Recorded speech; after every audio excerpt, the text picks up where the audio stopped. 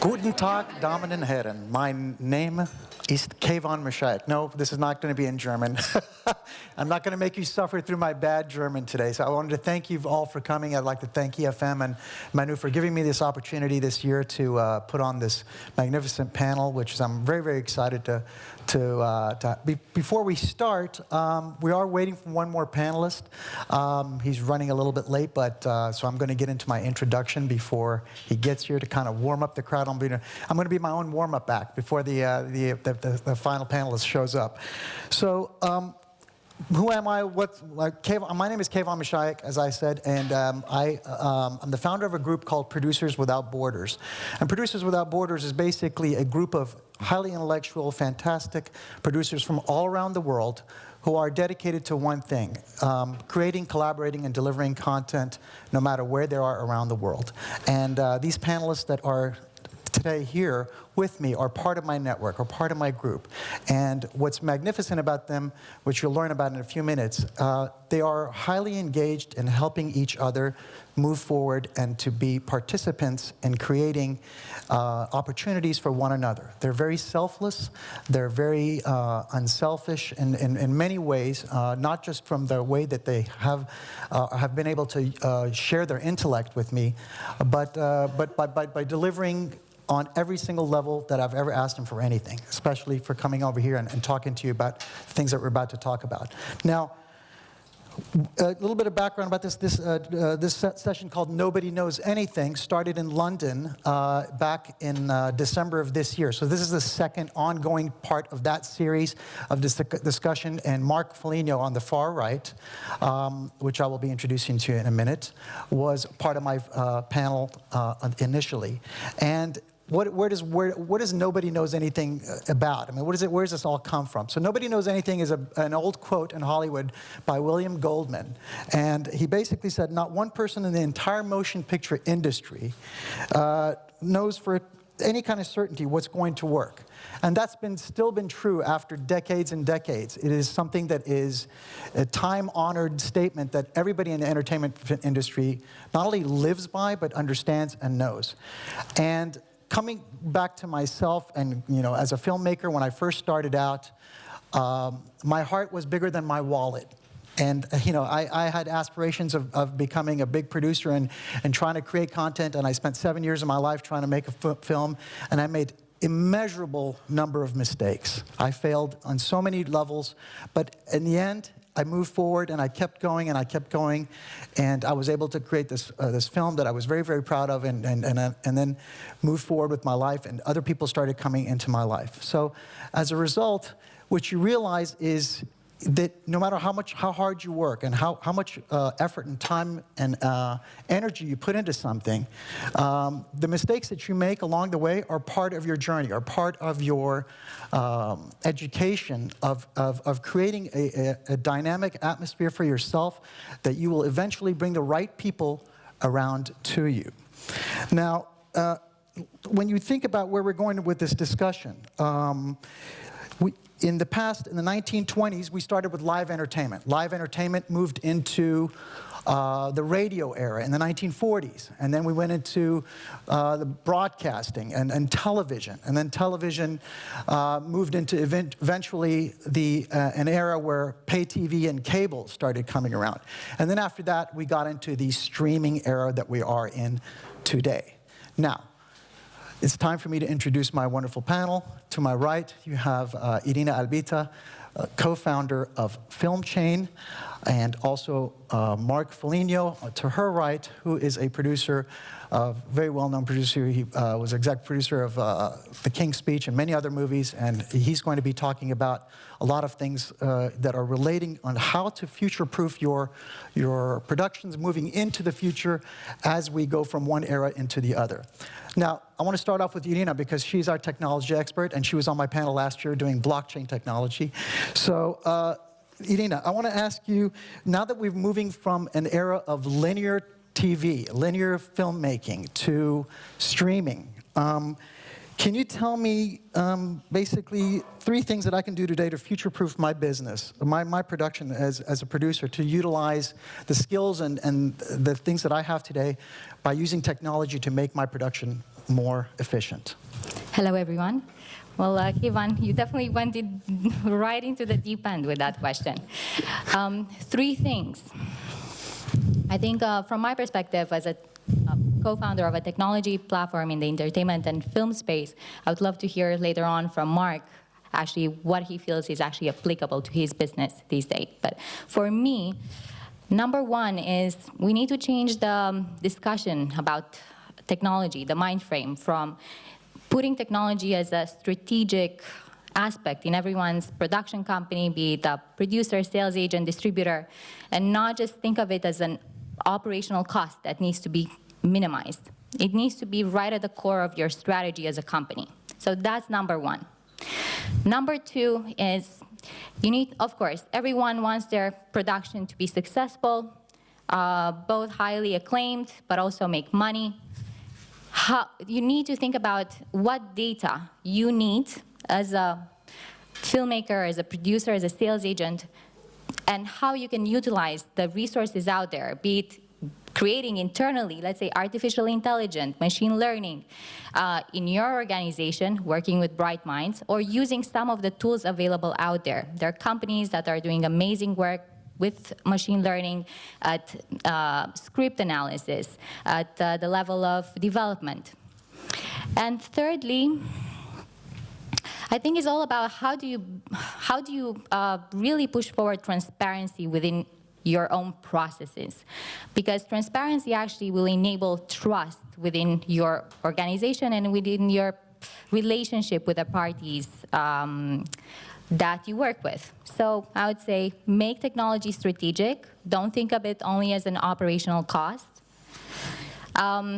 Think about the data and the resources that are available out there, including we've seen some amazing machine learning tools that are even presenting this year here at EFM.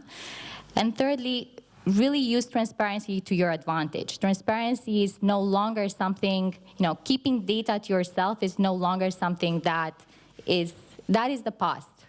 We really think that transparency and sharing information is the future. Okay, so let's move into, as a producer, can you go through the traditional ways of creating content as a producer, an independent producer, from pre-packaging to packaging and... Sure. Okay. Well, I mean, obviously, my office is full of 35mm film, which is a future.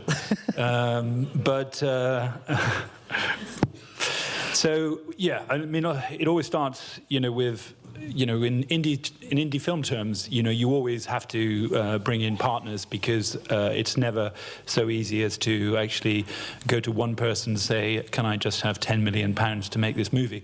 So, choosing your partners is obviously important, and every film is financed differently in the indie market. Obviously, Phil is a very good partner and does lots of films in that arena. But I think that, you choose your partners carefully, make sure that the people you're going to work with are the people that you're still going to like 12 months from now, 2 years from now, because, an indie film never goes away. It's with you forever.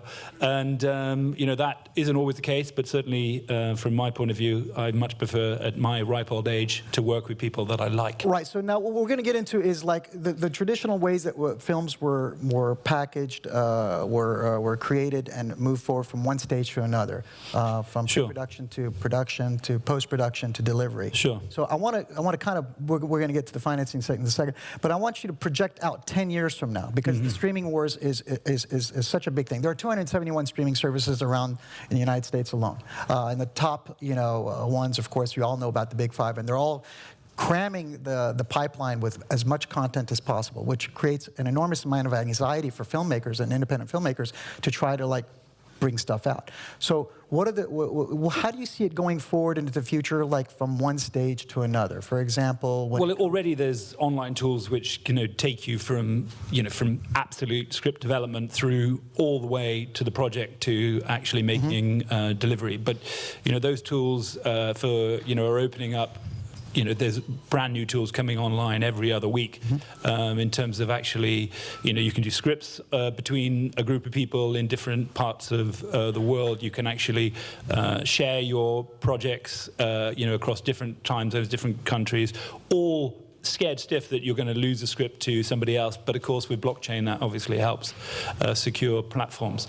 So the tools are already there. I mean, I think one of the guys from We Audition is in the audience today, which is an online sort of tool where actors can upload their CVs and sort of move forward with choosing actors online. So there's a lot of tools already working in that space. But I'm trying to go a little bit further than I'm sorry, we're going to get to a lot. I'm trying to get you to focus on one thing. For example, when you're creating content in the future and you want to make sure that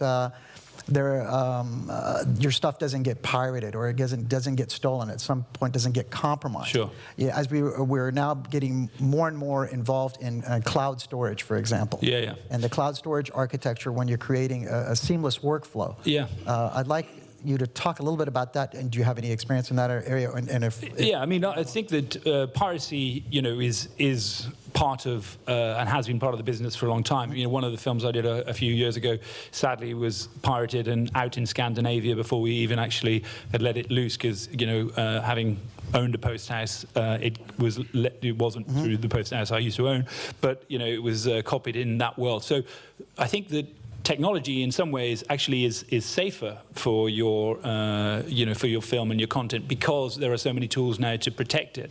Such as things like Irina, zero trust architecture. Or if we can I think talk about it'd be great to hear Mark sort of if there are any tools that you think that are like really core technology tools right now in your business processes.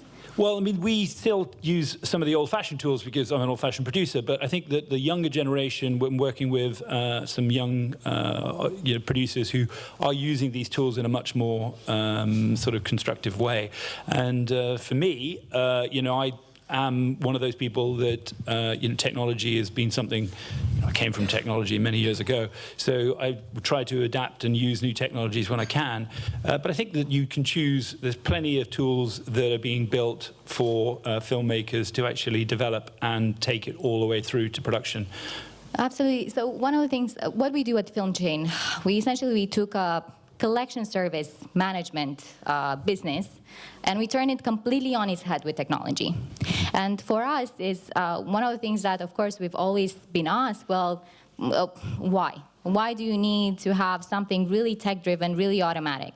Because we're completely changing the paradigm from just trust us because we've been around for many years to you don't have to trust us. You can go and validate and verify each and every transaction for yourself. And that's very powerful because it builds complete transparency for your investors, for your distributors. And even this past couple of days here at the festival, we were talking with producers and they constantly tell us, well, I don't know if I really trust my distributor. Did they really send me the right? Yeah. So yeah, I'm dying for you to jump in here now. So yeah, and sorry I'm late, everyone. I'm normally like John Cleese on Clockwise, always early. But you do have a film here in Minamata. Yeah, I got a film, Minamata, which screened last night, which was Johnny Depp, and then so Sally Potter. You are forgiven for now. But go ahead. I would like for you to comment on what she was talking about more. Yeah, so look, I'm a financier. I finance about 40 movies a year. So I see that and also, I own a sales company as well, which is effectively a kind of middleman, really. But all of these middle people and middle organizations I won't use the word corruption. So what's the other word that I can use? Not corruption. Compromised? Inefficiencies. Let's use the word inefficiencies, right? So there's a lot of inefficiencies from the like the consumer putting $1 or whatever to work, for buying the film before it gets back to the filmmakers. There's so much shit, and there's always been shit. There's like the time that it takes for the money to flow through. So for me, to flow into a collection account and then to, for the collection account to remit, that's kind of okay. But then there's so many middlemen in the way as well, all taking a cut. And then some people collecting, but not bloody distributing. In other words, that is stealing, right? There's been a lot of companies that have done that. I've had to sue companies in the past for doing that. And so I think transparency, I'm really interested in this kind of blockchain thing because it is transparent. And in these days when there's less and less money in this business, piracy, etc., but, there's loads of other reasons why there's less money, we need efficiency now. One of the things that, just on that point, transparency. Transparency is great, lovely concept, we all love it. But actually, it comes with a big problem a huge challenge for the film industry, which is confidentiality. A lot of companies, let's say, distribution companies, sale companies, they don't want to share, and they can't share. Their lawyers are completely going to tell them, you can't do this. But there's always an answer, and technology has an answer for that. And it's something that you mentioned earlier, Kayvan, something called zero-knowledge proof, which is one party can prove to another party that a certain value X has been, let's say, a transaction has been made, but with only revealing that information, not revealing anything else. So imagine, Phil, you can share to a producer completely in a verifiable method that you actually transfer the funds to the beneficiaries, right. And they know that. That's technology that's available and out there for producers and distributors to use. And actually, we're seeing distributors that are putting their hand up and saying, well, I want to get on that bandwagon. I want to use that to my advantage and use it as a huge PR. But the current issue for that is regarding the adaptability, and scalability of all this to much larger things. That you and I, we've talked about this many, many times before, and of course, everybody has their own self-interest in not allowing it to scale up because it could be very disruptive to their current models of revenue generation. And you want to talk about something like that? I don't know.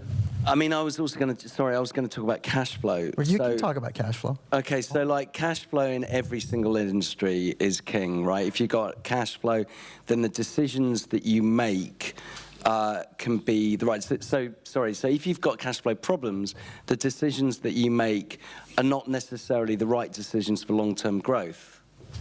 And most companies have cash flow problems, which isn't the right way, right, to progress your business.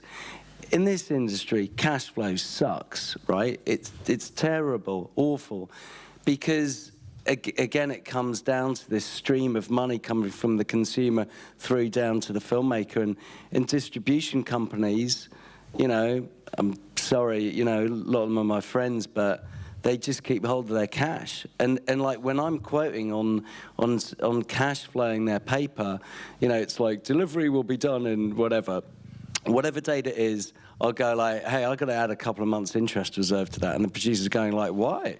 The distributor's going to pay you on that date. I'm like, they're not. They're just not.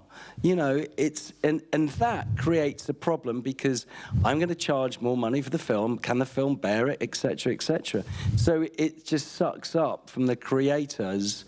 It just sucks it all up. So yeah, cash flow problem.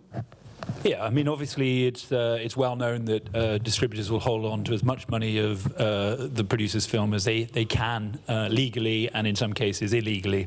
But that's just the nature of the beast. I think that with the SVOD world, there are ways of actually loading your film, in territories that you don't have to go through any. If you've got a film that hasn't sold in certain territories, you can then upload it onto Amazon and you can start collecting revenue directly. It's not much, but it is a stream. All of a sudden you're getting 25 cents in the dollar, directly from Amazon. Of course, they don't show you the numbers of their originated content, so you have no idea, how many viewers Stranger Things on Netflix or things like that.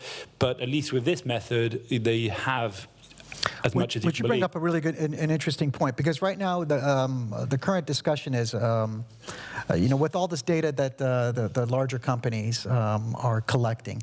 Last year in 2019, there was $120 billion spent on content in television and film, and that's astronomical. And 72% of that came from Disney, which is amazing when you think about how much power that they have when they're creating content. So with all these ways where you're creating content, what you don't, well, a lot of people know this, there's a lot of data being collected. All this data that's being collected is trying to fine-tune and find out whether or not not only what your viewing habits are, what your likes are, what your dislikes are, but one of the things, and it only will release the numbers on the stuff that was really successful, right? Like sometimes they'll tell you, oh, like we did this, but look at how many people that we had watching this. But they never tell you about the stuff that didn't work. They never release those numbers. And I think it'd be a lot more interesting to find out the stuff that didn't work out. Now, this is now creating it's raising an eyebrow with the Justice Department in the United States in trying to find out whether or not there's a violation of these antitrust rules, because if they're gaining all this data.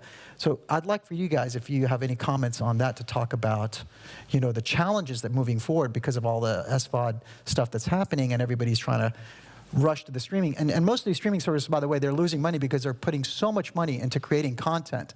But in order to be cash flow positive, it's going to require a lot more of feeding this engine, feeding this beast, making those gears grind, because it's not about how good or how wonderful those shows are. It's about the subscription numbers. How many subs we can get so we can make sure that you are loyal to us. But no matter how many subs you have, there's only a certain number of hours in a day. There's 8,760 hours in a year.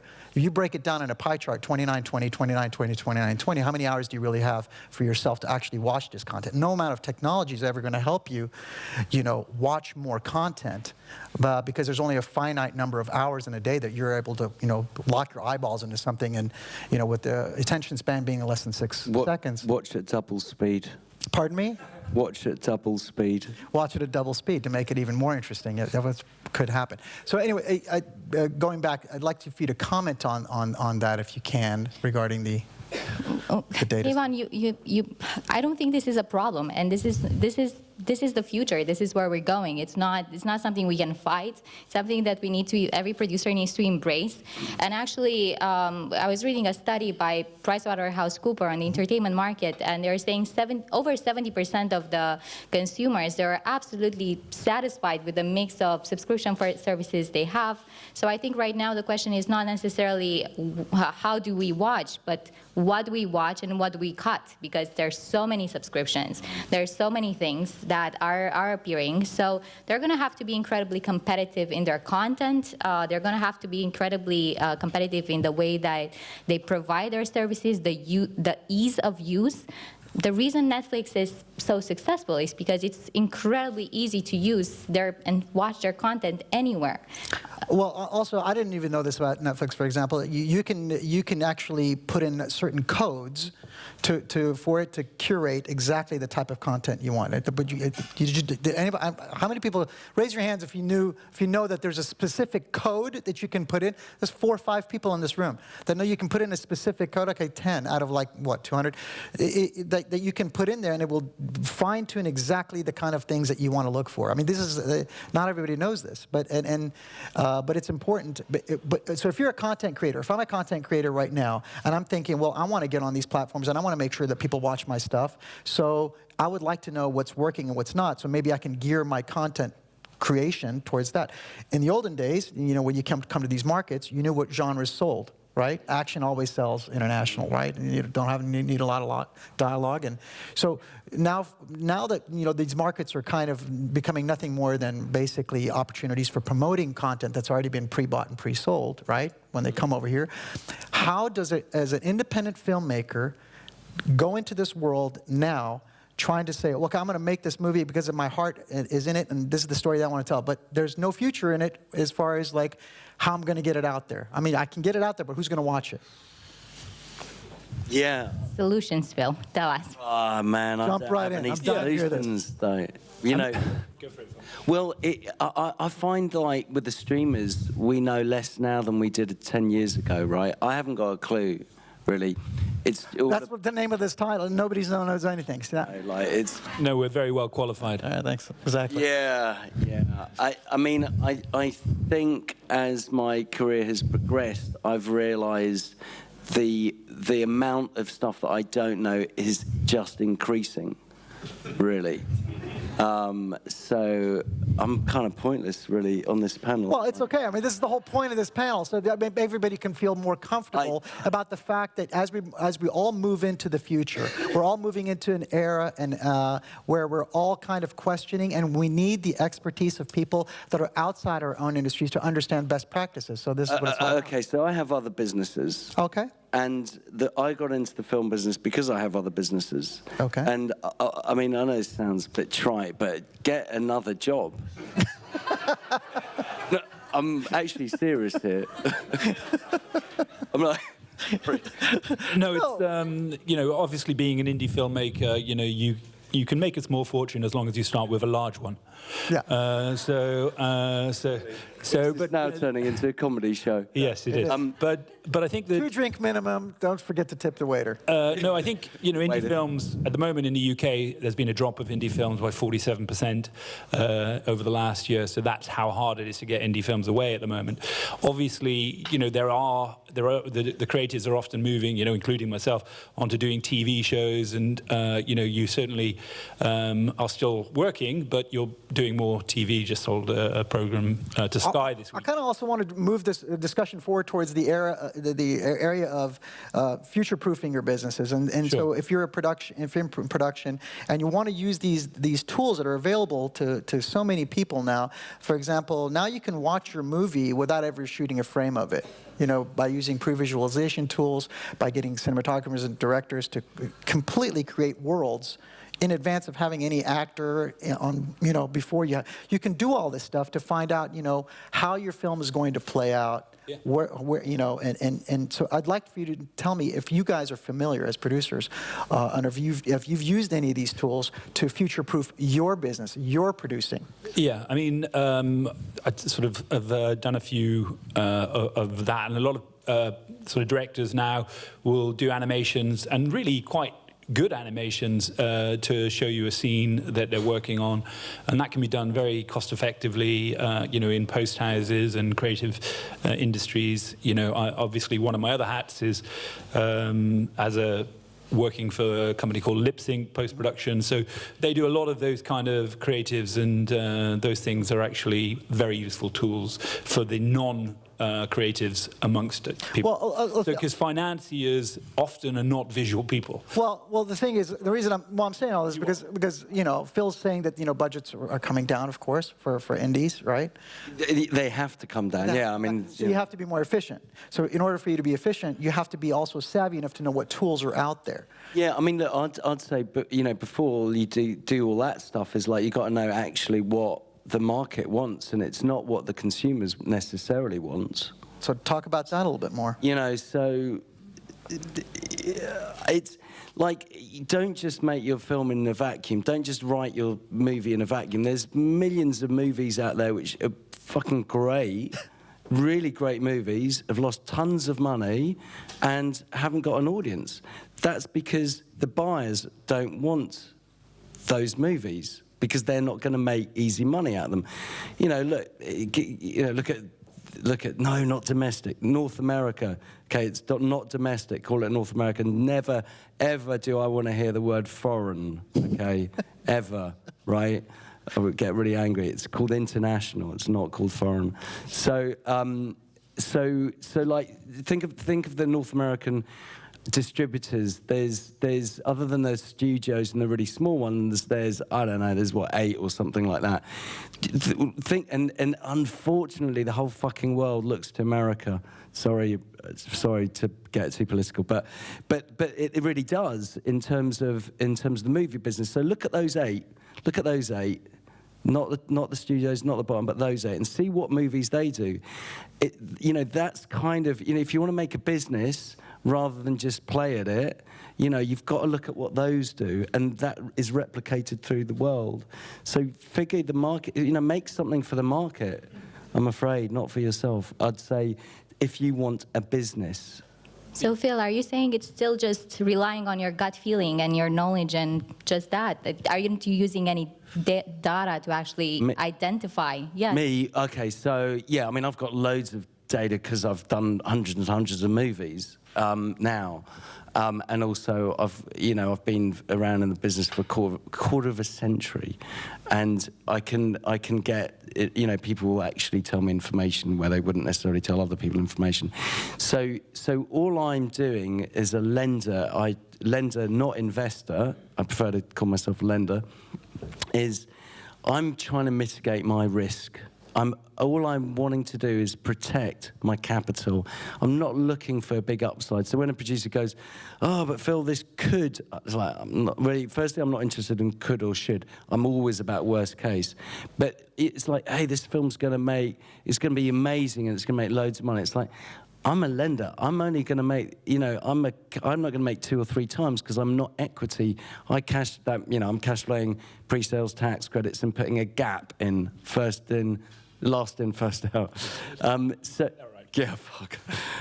So I'm just looking at, number crunching loads of stuff, and looking at data and calling up a lot of distributors. I mean, at these markets, I'm not, like, my team get loads of pictures, but I'm talking to the distributors. I'm talking to the market. I'm trying to figure that out and, listen to, conversation like this, which is where's it all going. But if it's just the one thing that I personally, we're, of course, both of you have incredible experience in the space. But think about an independent producer coming in. They don't have these relationships. They don't have this know-how or all these connections. How can they actually find the right answers? Because probably they have a great understanding of the audiences. They have a great understanding of the new streaming age era. In my opinion, I think there are some incredible technologies out there that can help them and really sort of put them on the map, even without that experience, even without those relationships. Because, of course, they're going to build relationships over time, but they don't have them right now. Hang on. Let's not discount the fact that, because we keep going back to the title of this discussion, which is nobody knows anything. No matter how hard we try, I mean, something will come and catch and become viral. And in this environment, if you, for example, if you have your own following on Insta or whatever, and you've got 2-3 million followers, and you're creating something, you could become your own advertising machine. And all of a sudden, you don't have to rely on those buyers telling you whether or not we think your stuff is good or not, because you can create your own community.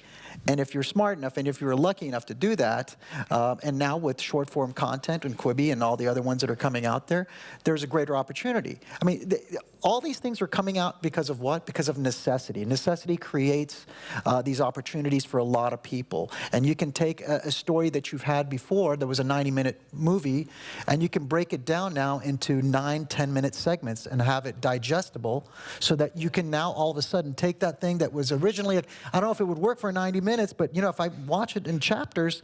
Yeah, I mean, the film business is broken totally, right? So, don't think, think about other ways of creating stories. Don't just think this market and these buyers. So, a friend of mine is going to be making a movie with an influencer whose name is, I don't know. I'm not fucking 20, I'm 52 years old. But it's for a teen market, and their name, I can't remember, I really can't remember their name, but they've got millions of followers. He's going to make a film for $2 million, and the influencer is going to participate in the equity, I suppose, not going to charge much. And just think, she's going to sod all these buyers, sod all of us, sod me, sod everyone, right? She's going to get it out through social media somehow. I don't know, on whatever, YouTube or whatever, Right. So that that's the way, and you're going to make loads of money that way, not trying to get it through, us. I think, for 100 years now, the traditional studios have made a lot of money, not always, but, they've made a lot of money. And so there are formulas for getting your picture and getting your money back. And, of course, the big studios are able to, even a movie that isn't successful, in the theater, in the cinema, they're able to. Well, that's because they have the machinery. They have the machinery to monetize. You know, as indie producers, we don't have that luxury. Exactly. And of course, if we assign our rights to the big distributors, then it's harder to obviously see money for the indie producer at the other end, because they use all that machine to get to keep their machine. So going, like, for example, I can make another example of this. If you're a genre-specific filmmaker and you know there's a total addressable market out there that you can really focus on. For example, faith-based films, they're huge. You know, they don't cost a lot of money to make. But when you see the complete passion that people have to go and watch these things because they know the distribution channel and the message. They're all message films. The script doesn't have to be good at all. As long as the message is congruent with their faith, they're all going to like flock to it. And it makes an enormous amount of profit for them, and they can just crank it out. And by the way, you and I will never know about it. They won't be reporting those box office numbers. No. None of that stuff gets reported. You know, back when I was doing theatrical, there was a company called Rent Track. Rent Track's now been bought out by another one. But you used to live and die by the weekend box office numbers. Yeah. Because that would set off the waterfall downstream for your other ancillaries. Go ahead. You want to say something?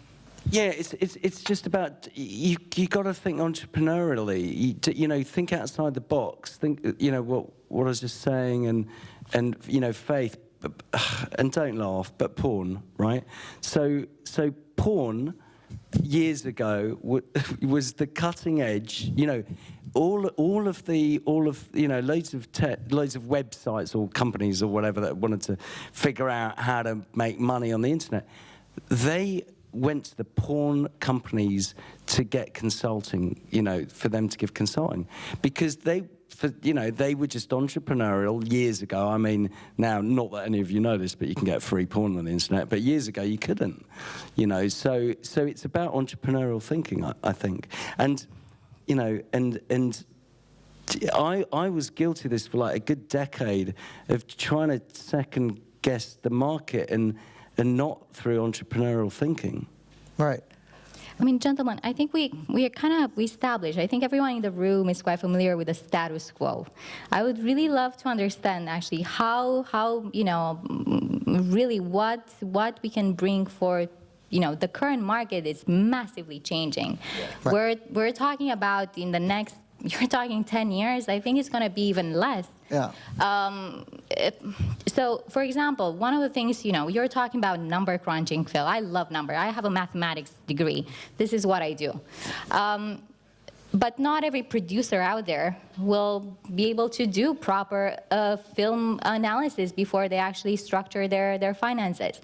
For example, there are companies out there using machine learning, and a company that is actually presenting, I think, here at TFM these days, that allows you to pick and choose actors or different elements to see what would be the future impact and profitability of your film. It can really enable you to play interactively with your base idea and plug different actors to see how, you know, what audience would that film reach? How would you actually, and build scenarios. Because if you have the ability to run numbers and scenarios and go to your financiers and have actual data and proof, that gives you a much more solid position. Would you be happy about that? I mean, if a filmmaker came to you and had all this data and all this information, would that make you more likely than somebody else to take a chance, for example, that you wouldn't otherwise, or you're very formulaic in the way you choose how to finance things?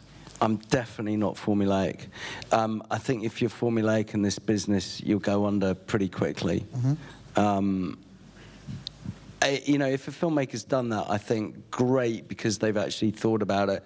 But I'd probably throw it away and do my own. It wouldn't necessarily make me. It wouldn't influence you one way or another. I think it would influence you a little bit. If I mean, from my maybe. Well, because also if you're innovative. If you're an innovative person, and here we are talking about going into the future and moving with the future and going along, you have to kind of understand that you got to kind of step outside your own comfort zone, you know? Because, I mean, filmmaking is, at the end of the day, it's an art form. There's no way we can always, you know, pinpoint it and make it, it's not the architectural thing where it's like, this is the house and this is how you build it and this is how, you have to have, you know what I'm saying? It's a moving, breathing thing. It's an art form. And in order for it to resonate, you have to have a relationship with that story somehow, with the characters, with the visuals, with the sounds, everything. It's a living, breathing thing. So when somebody comes and pitches something like that to you, and then also on top of that, oh, they've done the homework. Oh my God, they've done the mathematical analysis and they've given you some facts and they've given you some figures. Well, and that, you see what I'm saying there? Yeah. I think my head was going more towards, I see so many of these business plans which are wrong, right? Because they're doing about, I don't know, about comps which are not comps, right? It's like, hey, I'm doing a 2 million and I've got a comp of a 20 million budget, and the box office was That's like great. Billy Elliot. They're using like old numbers or something like that. Okay, got it. But I mean, if it was if it was really and they went in depth and into a really intelligent way, and then yeah. Okay, so Mark, now how would, let's say, he's on the financier. So from a production standpoint, somebody comes to you and gives you this information. They're like, Mark, we'd like you to become a producer on this. He's more on the financier and the distributor, more the EP. How likely are you to come on board when somebody has done this homework for you? And, well, of course, at the end of the day, it's all about the script, right? Yeah, but also, if they have done their research and they have shown you, but comps, the studios do comps forever and they still get it wrong, sometimes, so I think... But what she was saying, that now machine learning tools are out there and there's AI out there that the studios are using. Yeah, I mean, all the SVOD players, Apple and Amazon and, not Apple actually, Amazon and Netflix, they use, tools to the 9th degree, and all of the data that they actually crunch to see what works and what doesn't work. But basically, at the end of the day, you still get stuff breaking through which, sort of completely against the grain will make its way out of an indie market. A film which you think has no value can have an incredible amount of value. In this, 1 in 100. They don't happen very often, but they still happen. So what I'd say is all of the data is great, but all of the data doesn't always tell you, it doesn't give you the equal sign, doesn't give you the right answer some of the times. So, sometimes it's still from the heart, I think. But what do you think around sort of moving away from getting it right? Of course, some films will make it, some films will not. I deeply believe that having the right analysis and data behind it will put you in a better position. But let's say, as a Phil, as a lender, of course you're hoping for a return from the movies that you actually invest in. I assume so. Yes. At times. Okay, so... Ideally. 90% of the time, not 100% of the time. I'm charitable 10% of the time. But of course, like any other VC investor or technologies investor, it's always like 1 in 10. Actually, it's a portfolio type of business. But how do you actually, do you think technology would create much more transparency and trust among the participants, getting even that film funded, because everyone has has their finger on the pulse of the financial recoupment.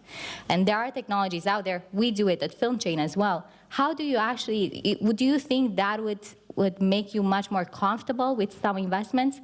Would that make any sort of, is that a variable in your equation when you make those calculations? That would be lovely. I would love that, yes. Perfect. We need to talk afterwards. So I like to, go back to some of the things that we're talking about. Because the subject matter of this thing was really about future-proofing your business. And when you're trying to create an environment where everything is cloud-based, let's talk about that. Because then, you have cybersecurity issues that come into play. So can we talk a little bit about that? Because if I'm a filmmaker today and I'm young and I'm smart and I've got all these, the latest and the greatest tools available to me that older generation filmmakers, like these gentlemen over here, would not necessarily, be familiar with. But I'm going to use these tools to make my film for a lot cheaper, because I know I can do it. I can make it a seamless thing, put it up on the cloud, and have people in 5 different countries work on it at the same time, and it's a virtual studio. So let's talk about that. I mean, because that could create an entirely new way of creating content in the future that wouldn't necessarily be I mean, wow, Kayvan, you're touching on the future of autonomous work, working from, finding the right talent regardless of where they are. I think. Yeah, for example, I'm in a country that doesn't have access to talent, but I've got a great story, and because of this whole diversity and inclusion thing that's going on around the world, but everybody's starving for diverse stories from different ethnicities, different backgrounds, and Netflix is spending so much money creating, trying to go into countries and create local language stuff. And I'm a filmmaker. I've got stories, and I would love to have my story told, but nobody's coming my way. But I've got the tools. So I want to talk about, how I can, give me some examples of what I could do if you were that person to make your film. I think sort of the younger generation producers that have come our way, they're already using these tools with ease. Everything is done in a cloud-based environment. They're running their accounting on cloud-based environment. Voila. They're running, they write collaborative their script together. I think the biggest challenge is, particularly if you're a larger production company, changing the mindset of having everyone in the same place, in the same room where you can see them physically, to having them around the world, which is, of course, it's a matter of changing the way you actually manage people, trust people, and enable them to be creative, although they're not in the same room with you.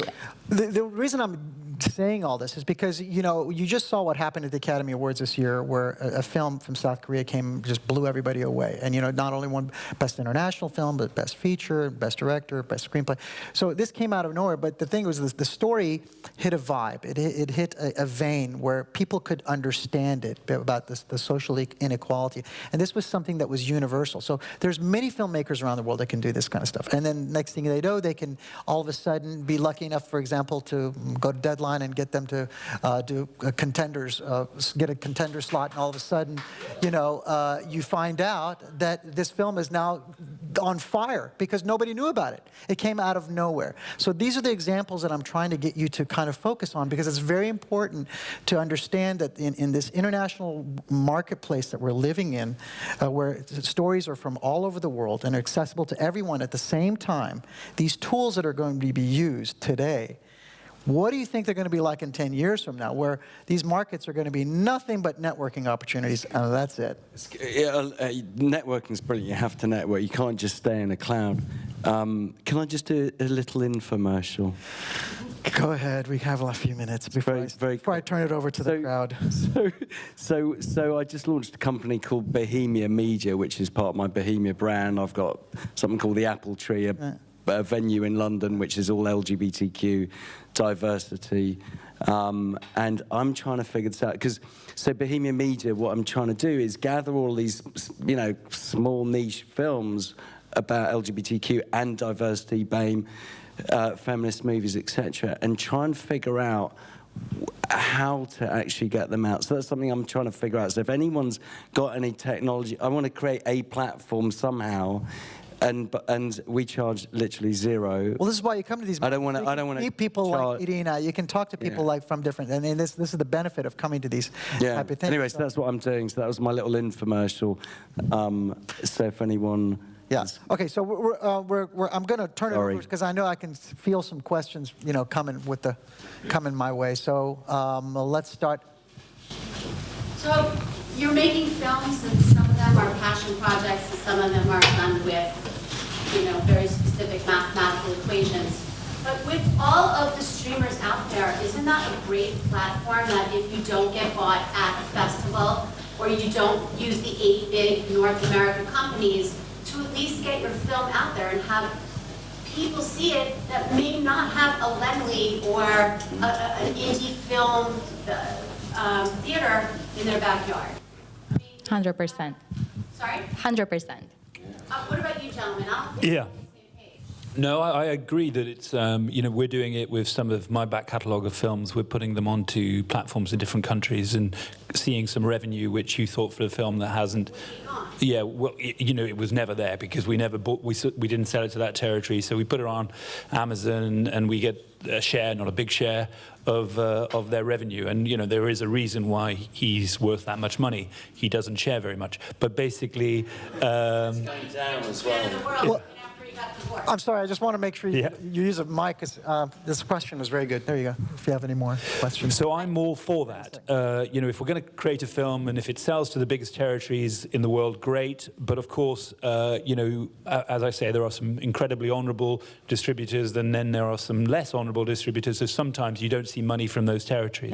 Yeah. And I think that what we have with the SVOD platforms is a window to get your film into those territories. Of course, you have to subtitle it into, which doesn't cost very much, but you have to do that. You have to do some work on it, but then it's actually giving revenue that you thought was never going to happen. So it is a positive thing in my view. And we're seeing producers right now that don't even care coming to festivals, doing markets. They're only creating content for the streamers, and there are a lot more going just in that direction. So I think there's going to be a huge distributors that do theatrical release, and cinema definitely has, particularly in Europe and US, has not dipped much from last year to this year. I think there's definitely still an amazing opportunity to show your content on the big screen, but we are seeing producers saying, we want to have our content on streamers. That's On any screen. Yes. They just want to reach viewers. So my part B question for you is, do you ever think about making something for television? Literally, you're all three of you, you're content creators. Would you say that? Or do you... Yeah, and I do make stuff for television. We did a TV show for Sky, which is, it's going on in the summer.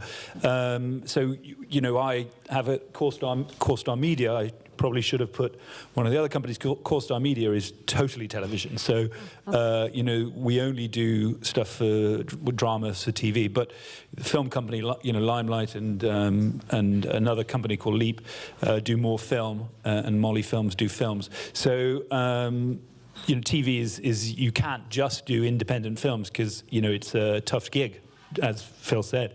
So just doing indie films is not, an easy job. A lot of the indie filmmakers in the UK, and this is common knowledge, is they come from wealthy families because they can afford not to be paid for 3 years to develop a project. But unfortunately, I like to get paid. It's me $800,000. I'm never going to see that. Yeah.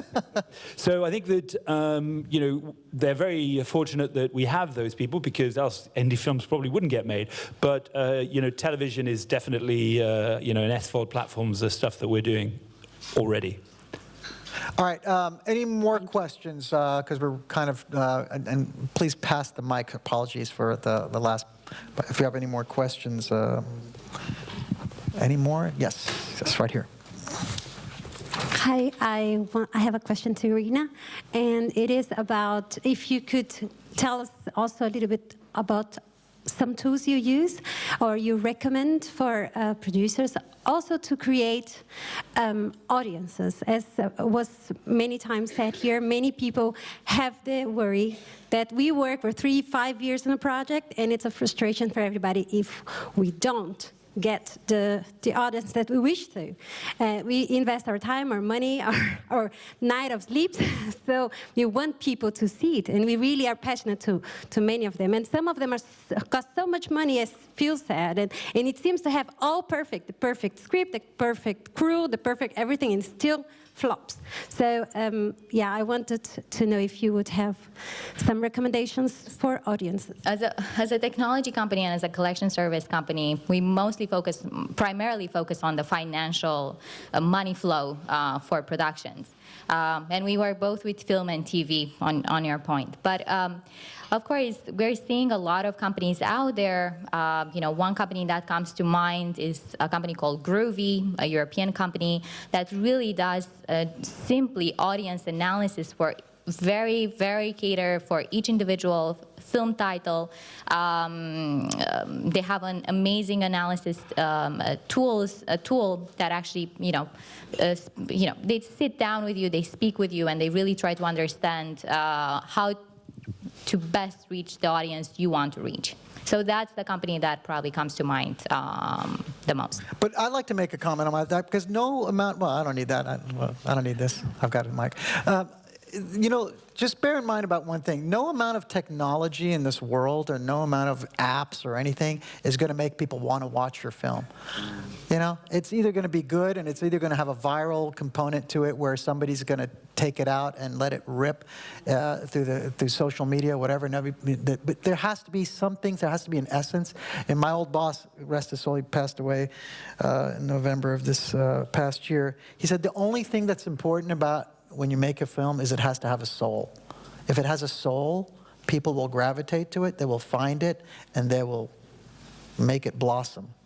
That is what you need to focus on. All these things that we're talking about are really ancillary to the bigger question, which is, you know, why does nobody know anything? We don't know anything because we never know what's going to work and what's not going to work. And that's a mystery that we will be continuing to chase, whether it's now, in 5 days, 5 years, or 10 years from now. All these technological tools are there to help us enhance and make it easier for us, make it more efficient for us, make it quicker for us so that we can create more content, but it doesn't make it better. Any other questions? Can I disagree with that? You can disagree. No, that's fine. I mean, I feel because we're just going to wrap it up now. That's fine. I mean, Kayvan, I agree, but also, yes, the soul, the essence of the picture needs to be there. But if you actually do put in the work, because at times producers only think about how they're going to get their product, their content out there once the film is already done. You need to start thinking about how do you get your content out there and the target that you want to reach before you even start putting the first absolutely. pound in it. Absolutely. So, unequivocally, I agree with that. And personally, my mistakes that I didn't do that myself, you know. But the thing is, that as a filmmaker, though, your passion will drive a lot of the things, and your patience and your passions sometimes will dictate. You know, it will emasculate the analysis that you're talking about. Because filmmakers, by nature, are passionate about their story. They're not thinking about the mathematical analysis that is required and the heavy. And this is what I'm trying to, because I'm telling you, I was guilty of that too. So unless you have a good producer, you have a Phil, or you have a mark that says, you know what, that's great. However, this is what you're lacking. You know, you need to do this if you want to have any chance of success. And by the way, this is changing as we're moving forward from one generation to another. It's becoming harder and harder because there's so much content out there. So how are you going to be recognizable? How are you going to curate all this stuff? I mean, this is going to be probably a follow-up discussion of Nobody Knows Anything at the Cannes Film Festival coming up. So anyway, I want to wrap this up, but I want to say thank you very much because to EFM Horizons for the second year in a row. We've been able to come here and do this fantastic gathering and this discussion. And if it wasn't for them, we would never have the opportunity to do this. And I'm hoping to continue this from one festival to another as we continue to the next one. But Manu Goudet, thank you so much. You've been amazing and very, very generous in having us as a part of EFM Horizons, which is probably one of the most important ones for me in the world. So thank you very much. That's it.